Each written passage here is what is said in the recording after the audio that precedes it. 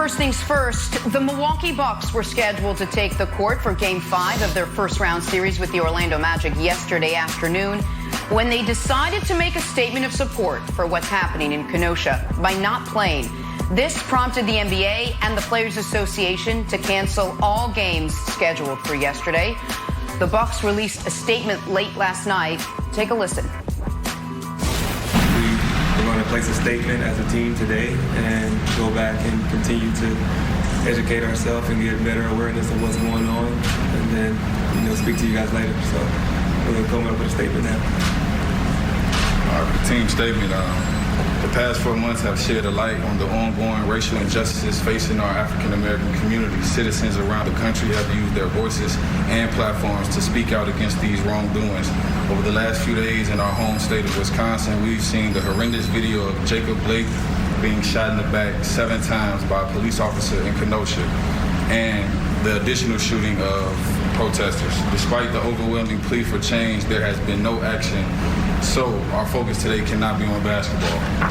When we take the court and represent Milwaukee and Wisconsin, we are expected to play at a high level, give maximum effort, and hold each other accountable.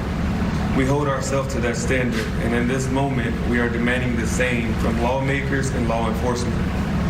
We are calling for justice for Jacob Blake and demand the officers be held accountable. For this to occur, it is imperative for the Wisconsin State Legislature to reconvene after months of inaction and take up meaningful measures to address issues of police accountability, brutality, and criminal justice reform. We encourage all citizens to educate themselves, take peaceful and responsible action, and remember to vote on November 3rd on behalf of the Milwaukee Bucks. That is the Milwaukee Bucks with their statement late last night calling on the state of Wisconsin to make some significant and real change. Nick, I'll start with you. What do you make of the decision the Milwaukee Bucks made to start this historic day yesterday? Yeah, I think the Bucks were, oddly, maybe the perfect team for it, not just because of their proximity to the tragedy in Kenosha and what's happened there in the following days, but also the first person you heard from there.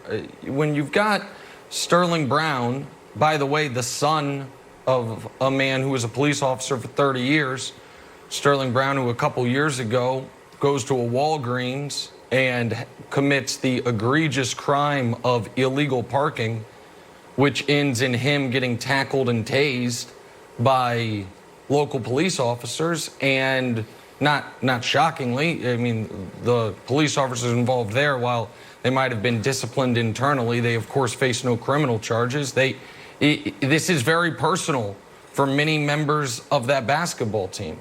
And I think a lot of people are asking, what do they hope to accomplish? What did they hope to accomplish? And yes, they are accomplishing that we are talking about these things, that a spotlight is shined even brighter on the epidemic of police violence.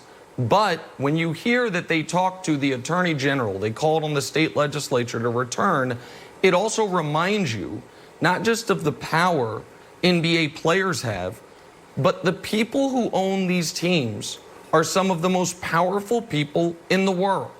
And if they want to affect change, they actually can affect change. Not donate money, not symbolic gestures, but use their political clout and leverage to affect change. The owner of the Magic is the DeVos family. The Secretary of Education is related to the owner there. Tillman Fertitta, the owner of the Rockets, has regular powwows with the president. Steve Ballmer and Dan Gilbert are worth a combined, as of last count, $130 billion. 2 of the 20 richest people in the world. The owner of the Nuggets is a Walton heir. If these folks want the system to change, they are the exact people who can affect that change. And the NBA players are using the leverage they have to put the actual power brokers at a choice. Because ultimately we get the police force, we get the society that the powers that be demand. And the players are demanding that the actual power in this country demand an actual change. And the owners got the money, the clout, and the leverage to do it. So I think they're trying to put the owners to a decision that's more than donating money to opening voting centers and things of that sort, and see what if the owners actually are going to walk with them in this, Brandon. Oof. Wow. I mean, all of this takes me back to 2016 when Cap took his first knee. Yeah. I remember feeling the pressure and the weight of the world on my shoulders and my teammates' shoulders every single day.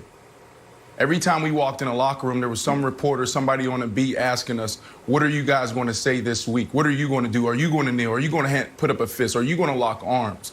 And I remember feeling like this is unbelievable heavy, unbelievably heavy. So it takes me to the day and thinking about how this is 4 years later and the Bucks are taking a knee for the very same thing. Like, why are we still in this position? And to your point, nobody listened. Nick, our owners, our people in entertainment, our people in business, you need to carry this load as well. That was one of the thoughts that always stuck in my head in 2016 was, where are the entertainers? Why aren't they taking a knee on stage? Why did it take 4 years for someone on TV to walk off? We need change, and we need change now. I remember just thinking, man, just in 2011 when things changed radically in my life, it was because of football. I remember going to Ricky Williams and asking Ricky, and for a lot of people don't know, I'm passionate about mental health and, been championing this for probably 10 years now. And I remember going to Ricky Williams and asking Ricky, I said, Ricky, do you think something's wrong with me? And Ricky in his amazing voice said, Brandon, no, I don't think anything's wrong with you. I just think you say the things that we all want to say but shouldn't say. And I laughed at Ricky because I'm like, he sounds, one, his voice is amazing, and two, it's just he had a way with words. And I walked out to the practice field and I dropped 4 balls. And that was the very first time in my life that the football field wasn't my sanctuary. And that was the very first time in my life where I said, I need help. So for these players to be walking away from the game right now says so much, because it's not in our DNA not to play. Because the field, the tennis court, the basketball court, like, this is our sanctuary. So, Jenna, Wilds, this is an emotional day for me because I just feel that same weight from 2016 on me right now, and I think it's on all of us. We're in front of the camera and we're trying to deliver a message and speak to people, and it's heavy. It's just extremely heavy right now. No, Wilds, Brandon, go ahead. I know I speak for everybody. I think I appreciate your honesty and nuance, and I think the world does as well. So thank you. Jenna, we were talking about the Bucks starting this and being the catalyst. I also want to shine a light on Doc Rivers, and we talked about it on the show. And Brandon, we talked about it. I said that's one of the most powerful post-game press conferences I'd ever seen, or it's ever in the history of sports, and wanted to bring it back and play it here today. All you do is keep hearing about fear. It's